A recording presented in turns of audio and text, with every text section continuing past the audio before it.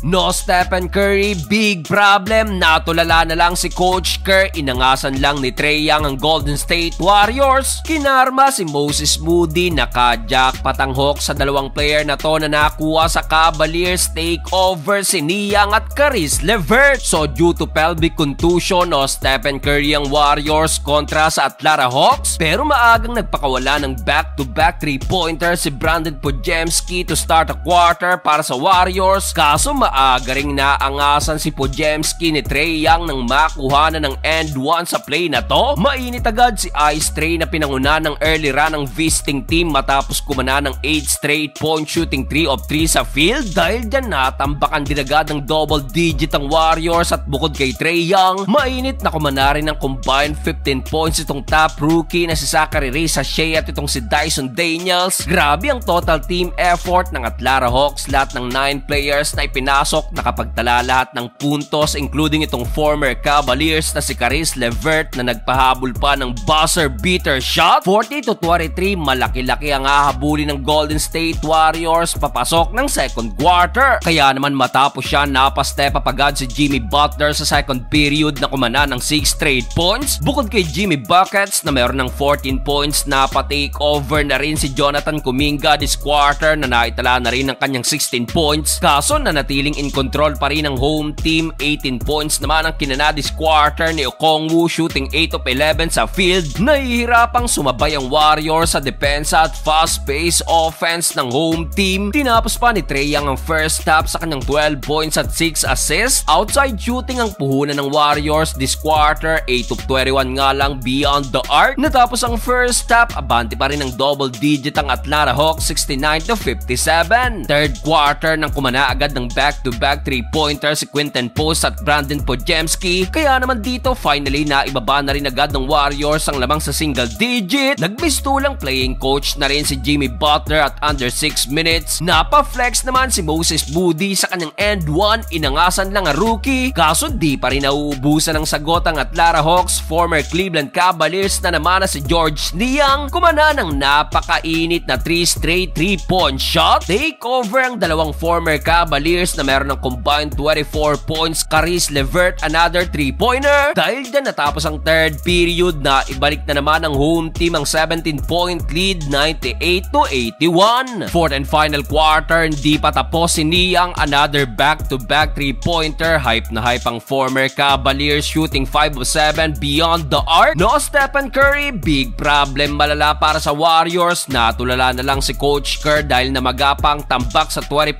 points. Unconscious si Niang under 7 minutes, another 3-pointer, highly contested pa yan. Kaya naman na-hype na rin dito si Trae Young, pero matapos yan naka-counter pa ng massive run ng Golden State Warriors. Under 2 minutes yung 20-point lead na ibaba pa yan sa single digit, 117-109. Pero Caris LeVert kumana ng pamatay sunog. Swerte ng Atlanta sa dalawang player na to ng Cavaliers with combined 37 points sa uli. Panalo pa rin ang Atlanta Hawks.